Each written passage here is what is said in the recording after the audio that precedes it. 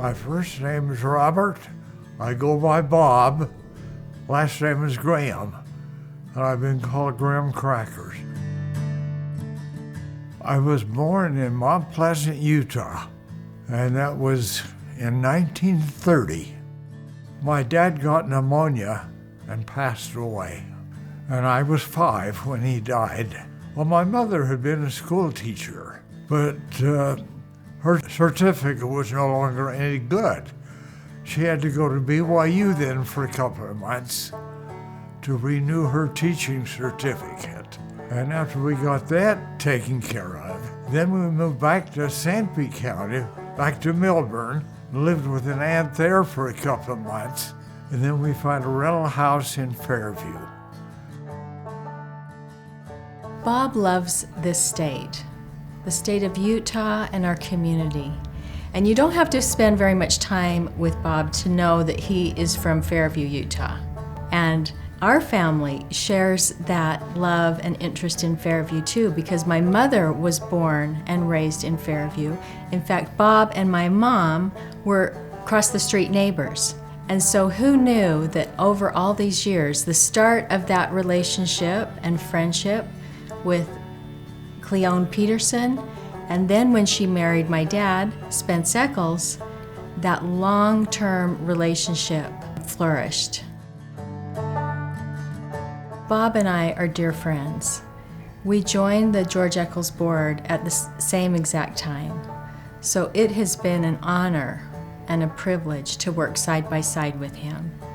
He is a man of great integrity and character. There is no gray area, and no detail is too small. In fact, we have to reconcile every account to the penny, or we just don't go home that night. And you know, he's 93 years young, and he comes into the office every day. I'm just telling you, we have a very hard time keeping up with him. He is truly amazing.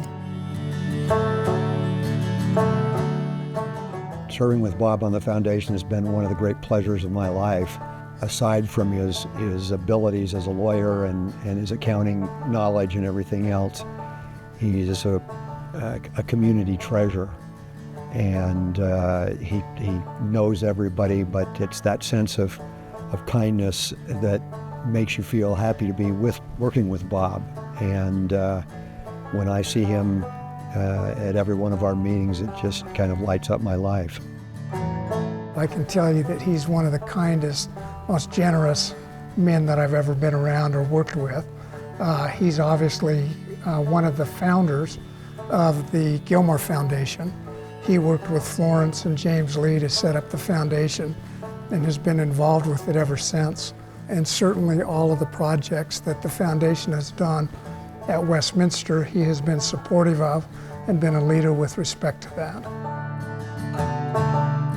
Bob has been an incredible supporter of Westminster for decades. Bob's stewardship of the George S. and Dolores Doré Eccles Foundation and the Florence J. Gilmore Foundation has been incredible. He's always smiling, he's always gracious, and he attends our student events as well, whether it be choir performances, athletic performances, or some of the opening celebrations for our new facilities. He's here, he's generous, and he's committed to education in every possible way. You know, I've been acquainted with Westminster for years, going clear back to the time when I ran on the track here. And I've always thought Westminster was a good college, not big, but I've had great respect for the teachers, the presidents, and the college itself. It's a wonderful university now. I was personally pleased when they made Westminster a university. It's very much deserving.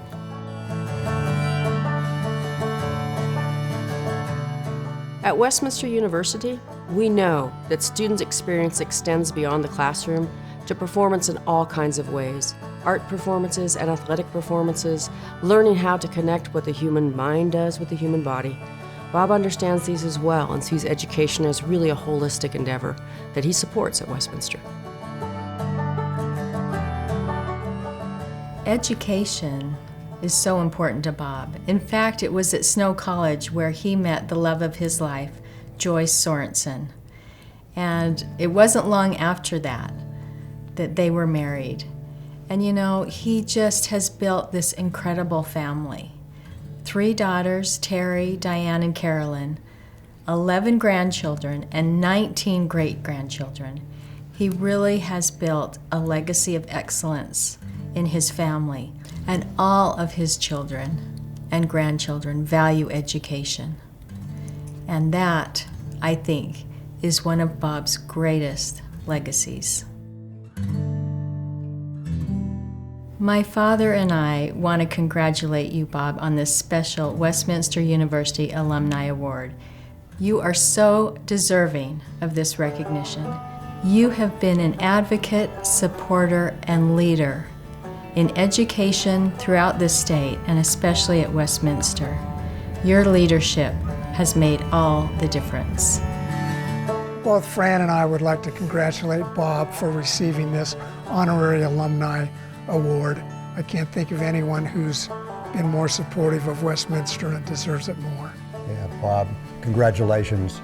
You're a great guy and very deserving of this honor. Congratulations, Bob, on being one of our newest recipients of an honorary alumni award from Westminster University.